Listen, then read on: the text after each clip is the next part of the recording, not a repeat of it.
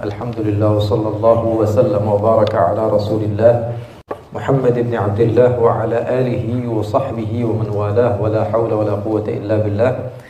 Pada kesempatan ini insyaallah setiap bulannya insyaallah kita akan membaca dan mengkhatamkan kitab Bidayatul Hidayah karya Al-Imam Muhammad bin Ahmad Al-Ghazali radhiyallahu taala anhu.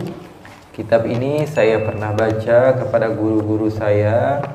Di antaranya saya membaca langsung satu lawan satu, baca satu orang di hadapan satu orang. Guru saya Profesor Dr. Al-Habib Abdullah bin Muhammad Baharun. Saya baca langsung sama beliau sendirian. Jadi bukan baca umum seperti ini. Artinya apa? Memang belajar langsung kepada beliau kitab ini. Ketika saya masa khidmah di Hadramut, tukang jaga gerbang rumah beliau. Jadi ketika saya berkhidmah di sana, saya di sana tukang jaga gerbang. Jadi kalau ada tamu bukain, tamu keluar nutupin. Gitu. Iya. Jadi begitulah penuntut ilmu. Jangan dikira penuntut ilmu itu orang yang sudah menjadi pendakwah dulunya tidak berkhidmah kepada guru. Tidak. Dulu juga kita berkhidmah. Bayangkan 17 tahun saya bersama guru-guru berdakwah, belajar bersama mereka. Artinya apa? Khidmahnya lama. Jadi sudah pernah ngerasain semua. Arti khidmah kepada guru, sabar kepada guru, kemudian terkadang rasa-rasa itu bercampur aduk, rasa senang, rasa gembira, terkadang kecewa, terkadang suudzon, terkadang itu semua sudah pernah kita rasakan karena mereka mentarbiyah, mendidik kita dengan pengetahuan mereka. Terkadang kita tidak sampai saja kepada otak kita. Terkadang sesuatu yang aneh bagi kita, izin mau wirid nggak dikasih, gitu. Kan nggak masuk akal. Mau zikir, mau wirid, izin nggak dikasih. Artinya apa? Mereka mengetahui sesuatu yang terkadang kita tidak tahu, namun itu adalah tarbiyah, didikan dari mereka kepada kita, karena mereka paham sesuatu yang terkadang kita nggak nyampe otak kita kepada hal tersebut. Nah, jadi insya Allah pengajian ini pengajian bersanad karena guru saya juga membaca dari guru-gurunya sampai kepada Rasulullah Sallallahu Alaihi Wasallam. Membaca khususnya kitab Bidayatul Hidayah, membaca kepada guru-guru mereka sampai kepada Al-Imam Muhammad bin Muhammad Al-Ghazali. Jadi seakan-akan kalau kalian belajar daripada guru yang bersanad, ini pengarang langsung ngomongnya sama kalian.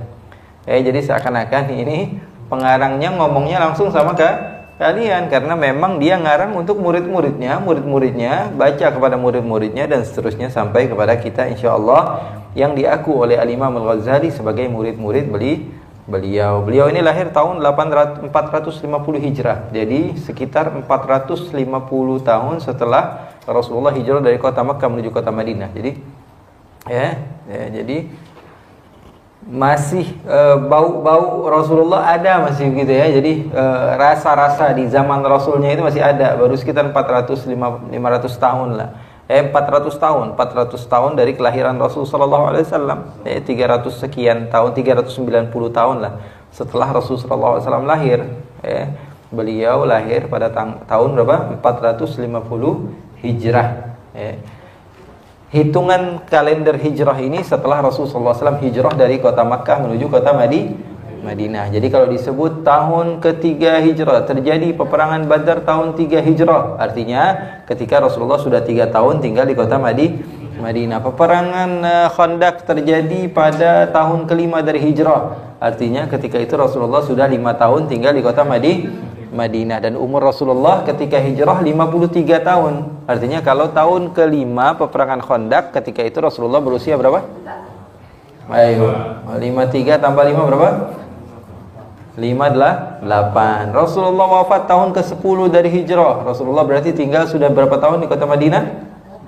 10 tahun. Rasulullah hijrah ketika itu usia berapa? 53. Berarti ketika Rasulullah wafat usianya berapa? 63. Ya kan begitu, Gampangannya begitu. Sebenarnya gampang sejarah itu ya. Gampang sekali, tinggal diputer-puter aja otak kita. Padahal hitungannya gampang, 1 tambah 1 2, ya nggak beda. Al-Imam Al-Ghazali beliau lahir tahun 450 Hijrah. Berarti setelah 450 tahun dari kejadian hijrah baginda Rasul sallallahu alaihi wasallam. Tapi beliau ini jauh. Lahirnya di daerah Khurasan. Khurasan, satu daerah ya. Ketika itu Khurasan adalah tempat ilmu, tempat ulama, karena banyak sekali para ulama-ulama yang mengamalkan ilmunya dan mengajarkan kepada orang lain. Dan beliau memiliki ayah yang soleh, karena umumnya ayah yang soleh akan menjadikan anak cucu sebagai orang-orang yang bermanfaat bagi umat. Kalaupun bapaknya itu tidak alim tapi soleh, dekat kepada ulama, janji Allah, janji Rasulnya, anak cucunya pasti ada yang jadi ulama gitu. Karena kemauan yang kuat dari seorang ayah yang soleh. Karena kekayaan harta dan semisalnya, tahta juga tidak akan menjadikan manfaat bagi kita. Paling lama 100 tahun hilang sudah, paling lama 100 tahun hilang. Sesuatu yang kita usahakan pagi, siang, sore, malam, kita capek-capek, ujung-ujungnya 100 tahun hilang. Itu juga kalau hilang enak, tapi kalau jadi alat perebutan anak-anak kita, nah itu jadi apa? Jadi celaka. Ujung-ujungnya anak-anak kita bukan ngingetin doa kepada kita, sesuatu yang kita sudah capek cari untuk mereka ternyata menjadi penyebab bertengkarnya anak-anak cucu kita. Na'udzubillah min dzalik. Tapi kalau ilmu senantiasa bermanfaat. Makanya berdoa kepada Allah, ya Allah, saya tahu sekarang mungkin manfaat saya punya anak, saya punya cucu ulama itu belum kelihatan. Saya takut masih dunia mereka kekurangan. Tapi tolong jadikan salah satu dari antara cucu saya adalah seorang ulama yang alim, yang mengamalkan ilmunya, sehingga saya memiliki pahala yang besar dan mengalir kelak di hari kiamat. Amin ya rabbal. Jadi beliau lahir di Khurasan dari seorang ayah yang saleh. Dan ayahnya terkenal, dia tidak pernah mau makan kecuali dari hasil jerih keringatnya sendiri, terkenal begitu. Bikin suf, kain suf itu kain kain dari kulit kambing tuh bikin dijual begitu jadi bapaknya itu juga orang dagang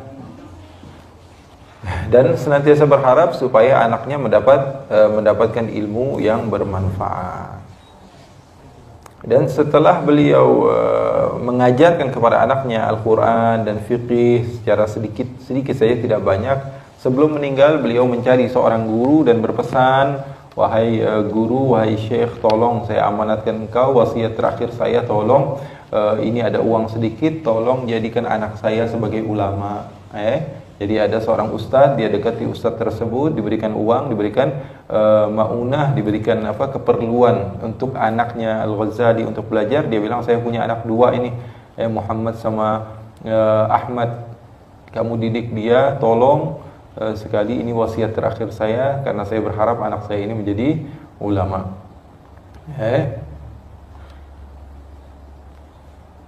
Ternyata orang yang dititipkan tersebut amanah. Akhirnya dia mengajar Imam Al-Ghazali sampai uang Imam Al-Ghazali itu habis.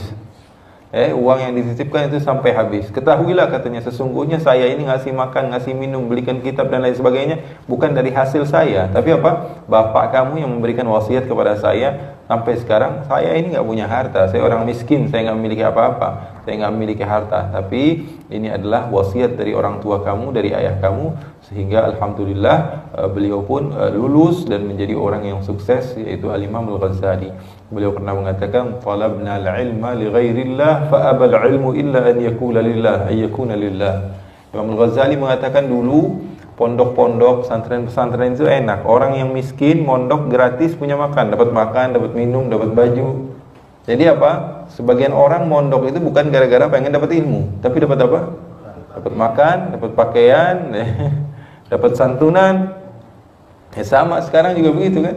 Banyak pondok-pondok yang dibantu, menjadikan sebagian orang mengejar adanya pondok bukan gara-gara anaknya biar belajar, bukan jadi orang alim, tapi lumayanlah meringankan beban orang tuanya. Hasilnya Hasilnya juga ilmunya nggak dapet.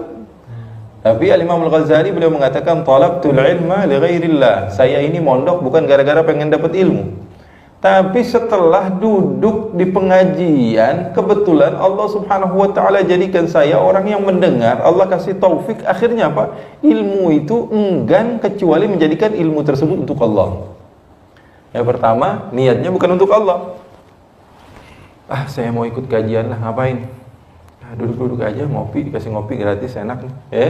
Ngapain? Ketemu aja sama teman, silaturahmi. Ngapain? Iseng-iseng aja lah. Ngapain? Nggak enakan sama yang undang. Suruh ngapain?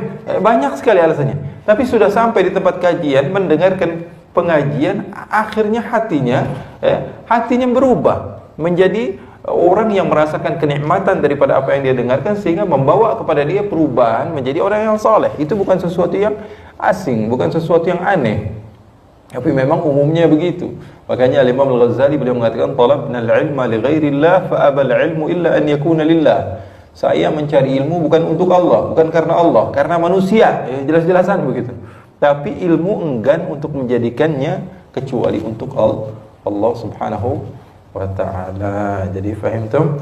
Jadi Imam Al-Ghazali itu dari semenjak masa kecil memang sudah dididik dengan didikan-didikan yang baik. Sebagaimana tadi kita katakan bahwa beliau pertama kali belajar dari teman ayahnya yang diberikan wasiat tadi, ya. Kemudian bersama saudaranya, adik kakak beliau, Imam Ghazali namanya Muhammad, kakaknya namanya Ahmad. Akhirnya belajar sampai beliau belajar di Tus kepada Syekh Ahmad bin Muhammad Ar-Razakani. Kemudian beliau pergi ke Jurjan kepada Abi Nasr Al-Ismaili. Ini semua di Khurasan. Khurasan itu kalau sekarang mungkin masuk ke daerah Iran, masuk ke daerah Iran. Dulu Persia, dulunya Persia. Itulah Imam Al-Ghazali. Akhirnya beliau sampai ke Naisabur, belajar dari seorang imam terkenal namanya Imamul Haramain. Nah, ini awal dari munculnya nama Imam Al-Ghazali. Beliau karena beliau murid daripada Imamul Haramain. Al-Imamul Haramain. Menghafalin Quran, serius belajar sampai beliau menjadi orang yang betul-betul alim, dan beliau menjadi seorang imam pada masanya. Karena beliau adalah orang yang lebih nampak kemuliaannya dibanding teman-temannya yang lain. Sampai-sampai Al-Imam Al-Ghazali, gurunya sendiri mengatakan, Al-Ghazali bahrun mughdiq. Ghazali murid saya ini lautan ilmu. Masya Allah. Kemudian beliau katakan, walakinnahu lam yasil ila tilka ad-daraja al-'aliyah bil huwaina bal bi'azimil jiddi wal ijtihad wa tahdhibin nafs wa riyadatiha. Katanya, tapi murid saya Ghazali ini bisa menjadi lautan. Ini bukan teman yang muji, bukan adik kelas yang muji, bukan murid-murid yang muji, tapi guru sekelas Imamul Haramain, imam ulama di Mekah Madinah. Bayangin, artinya imam ulama dunia, memuji muridnya dan mengatakan apa? Murid saya ini lautan ilmu yang tidak ada tepinya. Tapi kata-kata Imam Al-Haramain, tapi dia tidak sampai kepada derajat itu dengan mudah, karena dia sampai kepada derajat itu dengan susah payah, dengan dua hal. Yang pertama, semangat belajar. Yang kedua, semangat membersihkan hati. Jadi semangat belajar saja tidak cukup untuk menjadikan seseorang itu alim, betul-betul alim, tapi dia harus memperhatikan hatinya juga. Dua hal ini adalah apa? Rukun untuk menjadi seorang ulama. Jadi yang pertama rajin, yang kedua apa? Membersihkan hati. Pembersihan hati dengan berzikir kepada Allah, memandang kepada diri kita sendiri, wa fi anfusikum afala tubsirun. Memandang kekurangan kita, semua serba kekurangan. Kita tidak memiliki apapun. Kita ini adalah hamba yang lemah. Hal-hal tersebut bisa menjadikan seorang sampai kepada Allah selain dengan bersungguh-sungguh. Terkadang ada orang yang maunya zikir-zikir saja, bersihkan hati, tapi tidak mau menuntut ilmu, tidak ada semangat, juga nggak bisa dapat. Itu hasilnya bakalan jadi gila. Kadang-kadang ada orang yang gila begitu. Karena apa? Karena dia fokus, wah hati saya ini nggak benar, saya ini orang kotor, tapi bukan dengan ilmu, maka hasilnya juga tidak baik. Atau orang yang bersungguh-sungguh, yang penting saya dapat ilmu. Intinya buat apa? Intinya biar kalau misalnya ada orang yang nanya, saya bisa jawab. Nanti kalau misalnya ada orang yang ngajakin debat, saya bisa jawab. Orang seperti ini, Rasulullah mengatakan, man talabal ilma liyumari bihi sufaha aw liyukabira bihi ulama Menuntut ilmunya untuk biar apa? Wah, biar kalau ada ulama saya jadi ulama juga. Biar kalau ditanya saya bisa jawab. Biar saya nggak malu, biar saya bisa dihormatin, biar saya orang seperti ini Allah akan berikan siksaan di neraka. Artinya dua hal ini saling melengkapi satu sama lain, kesungguh-sungguhan di dalam belajar dan kesungguh-sungguhan di dalam pembersihan hati. Jadi keduanya itu nggak bisa berpisah satu sama lain. Akhirnya beliau pun menjadi ulama yang top, ulama yang terkenal, Al-Imam Al-Ghazali, karena semangatnya di dalam belajar dan semangatnya di dalam berdakwah di jalan Allah Subhanahu wa taala. Banyak sekali karangan-karangan beliau, di antaranya kitab yang kita sedang belajar ini, di antaranya namanya apa? Al-Bidayah. Bidayatul Hidayah. Beliau ini tawadhu'nya luar biasa. Ada orang pengen baca kitab beliau ini sama beliau, Imam Al-Ghazali. Saya pengen belajar kitab Imam Al-Ghazali sama Imam Ghazali. Kata beliau, kalau belajar oke, katanya. Tapi kalau nasihatin kamu, saya nggak ngelihat diri saya pantas untuk memberikan nasihat. Kalau ngajar copy paste istilahnya dari kitab, kemudian menjelaskan kepada kamu oke. Tapi kalau untuk mengajar, saya tidak menganggap diri saya orang yang pantas untuk memberikan nasihat. Karena nasihat itu adalah zakat, kata beliau. Zakat itu harus sampai nisab. Nisab itu harus melakukan amalnya. Bagaimana saya belum mengamalkan satu ilmu, bagaimana saya bisa memberikan kepada kalian ilmu tersebut? Sama seperti zakat tadi. Orang yang tidak sampai nisabnya, bagaimana dia bisa mengeluarkan zakat? Gitu. Dan orang yang tidak memiliki baju, bagaimana dia bisa menutup auratnya? Bagaimana dia bisa menutup aurat? Orang nggak punya sesuatu yang nggak bisa memberi. Faqidu syai' la yu'ti. Orang yang tidak memiliki sesuatu, dia tidak bisa memberi. Orang yang tidak memiliki baju, mana mungkin dia bisa menutupi aurat orang lain. Nah, kita insyaallah bakalan mulai nasihat Al-Imam Al-Ghazali dalam kitabnya Bidayatul Hidayah. Anggap bahwa pengarang ini mengatakan langsung kepada antum, karena insyaallah kita bersanad kepada pengarangnya langsung kepada kita. Insyaallah Allah memberikan manfaat daripada keilmuan Al-Imam Al-Ghazali radhiyallahu taala anhu. Al-Imam Al-Ghazali setelah beliau mengucapkan hamdalah salawat kepada Rasulullah SAW dan kepada keluarganya dan sahabat-sahabatnya setelahnya. Jadi umumnya pengarang atau pemberi nasihat, pemberi mau'izah atau orang Islam siapapun yang pidato itu dianjurkan untuk membaca hamdalah. Alhamdulillah. Bismillahnya kalaupun di dalam hati istilahnya nggak apa-apa. Tapi hamdalah itu harus dijelaskan. Alhamdulillah, alhamdulillahi rabbil alamin misalnya. Kemudian salawat, wassalatu wassalamu ala rasulihil amin wa ala alihi wa sahbihi ajma'in, amma ba'du. Nah, itu nggak pernah ditinggal sama Rasulullah. Hamdalah, salawat sama amma ba'du. Salawat sama amma ba'du. Kalau assalamualaikum boleh kita mengucapkan salam, karena itu adalah tahiyyatuhum fiha salam. Itu adalah ucapan orang muslim kepada muslim yang lainnya. Tapi di dalam khutbah, Rasulullah pun tidak salam. Rasulullah yang terpenting apa? Hamdalah, salawat, kemudian apa? Amma ba'du. Kemudian beliau menasihati kita. Apa nasihat beliau? Fa'lam, ketahuilah. Ayyuhal harisu ala iqtibasil ilm, orang-orang yang semangat nyari ilmu. Kayak insyaallah saya dan kalian juga termasuk orang-orang yang semangat di dalam mencari ilmu. Ini nasihat untuk kita yang semangat mencari ilmu. Al-mudhiru min nafsihi sidqa ar-raghbati fihi wa fardh at-ta'attushi ilayhi. Orang yang menunjukkan bahwa dirinya betul-betul ingin bertambah ilmu dan haus untuk mendapatkan keilmuan tersebut. Sekarang saya mau nasihati, kata Imam Al-Ghazali. Nasihat saya pertama, coba tanyakan kepada diri kalian. Annaka in kunta taqsidu bi talabil ilmi al-munafasah, kalau yang kamu tuju dari menuntut ilmu atau hadir kajian itu hanya untuk al-munafasah. Satu, al-munafasah itu apa? Berlomba-lomba, biar saya yang lebih pintar dari orang lain, biar saya yang memiliki pengalaman lebih hebat dari orang lain. Wal mubaha, dan pamer. Wah, saya mau nunjukin ke orang-orang kalau saya punya ilmu atau saya hadir kajian atau saya menjadi orang yang hebat. wat taqaddum 'ala al-aqran, dan kalau niat kamu itu lebih berada di satu posisi di depan sahabat-sahabat kamu, maksudnya lebih hebat, wastimalata wujuhin nasi ilaik, dan supaya semua orang itu nengoknya ke kamu gitu. Maksudnya jadi perhatian sebagian orang, wah ini ustadznya keren nih, wah ini ustadznya cakep nih kalau ngomong nih, wah ini ustadznya ini menarik nih, wah ustadznya. Kalau tujuan kamu biar jadi ustadz, biar seperti itu, wajam ahtamid dunia, dan jadinya kamu ustadz itu atau seorang kiai atau seorang pemuka agama yang kamu inginkan wajam ahtamid dunia, untuk supaya mengumpulkan harta kekayaan. Jadi yang pertama untuk apa?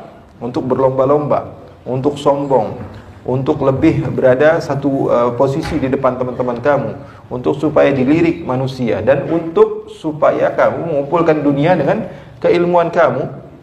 Ketahuilah, kata Imam Al-Ghazali, fa anta sa'in fi hadmi dinik. Ketahuilah bahwa kamu salah satu di antara orang yang berusaha untuk menghancurkan agama kamu. Nasihat pertamanya berat nih Ghazali. Kita mau belajar, ini pertama kali yang diajarkan oleh beliau, entar dulu, ini mau belajar sama mana? Ketahuilah, kalau kamu mau belajar itu untuk apa? Untuk biar lebih hebat dari teman-teman kamu, supaya orang ngelirik kamu, atau untuk supaya kamu mengumpulkan dunia, ketahuilah bahwa kamu salah satu penghancur agama kamu. Allah, wa ihlaki nafsik, dan kamu adalah penghancur diri kamu sendiri. Wa bai'i akhiratika bidunya, dan kamu adalah orang yang menjual agamamu dengan dunia kamu.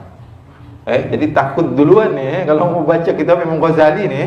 Kalau kita biasanya apa? Ketahuilah menuntut ilmu itu keutamaannya besar. Kalian duduk di tempat ilmuwan itu kalian bakal mendapatkan pahala segala macam. Kalau Imam Ghazali enggak. Ente mau belajar. Ketahuilah bahwa ente ini salah satu penghancur agama ente. Kalau niat kamu itu adalah untuk sesuatu yang saya sebutkan tadi. Fa safqatuka khasirah. Ketahuilah bahwa duduknya kamu atau perjanjian kamu bersama guru kamu itu adalah sesuatu yang merugi. Wa tijaratuka ba'irah, dan bisnis kamu ini adalah bisnis yang pahit begitu ya. Kamu enggak bakalan dapat apa-apa begitu daripada pengajian kamu. Wa muallimuka mu'inun laka ala isyanik, dan ketahuilah guru kamu yang mengajarkan kamu agama itu termasuk salah seorang di antara orang yang membantu maksiatnya kamu, karena dia menghancurkan agamamu gara-gara guru kamu. Allah. Jadi kata beliau apa? Seorang guru itu, misalnya saya seorang guru mengajarkan kepada murid saya ajarkan Al-Quran, saya ajarkan hadis, tapi murid saya menjual Al-Qurannya dan hadisnya karena fatwa-fatwa yang dia inginkan supaya dia mendapatkan, saya dapat dosanya sampai hari kiamat. Kenapa? Walaupun niat saya baik, tapi saya mengajarkan kepada orang yang tidak pantas untuk diajarkan. Makanya sebagian ulama itu pilih-pilih cari murid. Kenapa? Karena takut muridnya ini menjadi orang yang sesat dan dia dapat dosanya. Kenapa? Karena dia ikut andil di dalam jadinya ini murid paham agama tapi pahamnya keblinger. Dia gunakan naudzubillah min dzalik, naudzubillah min dzalik. Ini hebat sekali. Makanya Imam Ghazali itu luar biasa sekali. وهو كبائع سيف من قاطع الطريق ومن أعان على معصية ولو بشطر كلمة كان شريكا فيها. Sama kata beliau umpamakan seperti penjual pedang dari perampok. Orang perampok nih dapat pedangnya dari mana? Dari penjual pedang tersebut. Maka penjualnya itu kalau dia tahu si perampok ini akan menggunakan sesuatu kepada sesuatu yang tidak baik, maka dia juga dapat dosanya. Sama seperti pengajar ketika dia mengajarkan kepada muridnya, kemudian muridnya menjadikan ilmu tersebut untuk alat menjadikan dia menjual agamanya, maka kamu juga termasuk orang yang mendapatkan dosanya, karena orang yang membantu orang lain bermaksiat walaupun dengan syatri kalimah, walaupun dengan satu kata, maka dia serupa seperti orang yang melakukannya.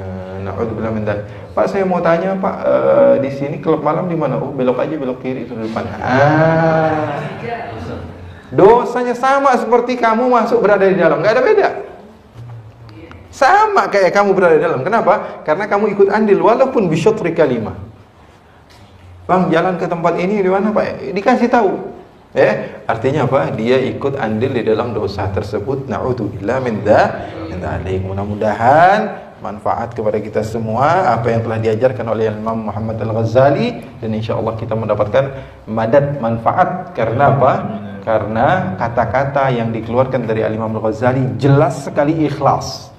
Oleh karena itu nusuk ke dalam hati. Kelihatan orang ikhlas sama orang yang cari sesuatu itu beda. Orang kalau ikhlas di dalam menasihati atau memberikan masukan, tentu akan menjadikan hati kita bergetar. Aduh, iya ya, benar juga ya. Setidaknya apa? Sadarlah sedikit, walaupun udah keluar majelis lupa lagi. Itu diantara tanda ikhlas orang yang menasihati kita, dan insya Allah bermanfaat bagi kita semua.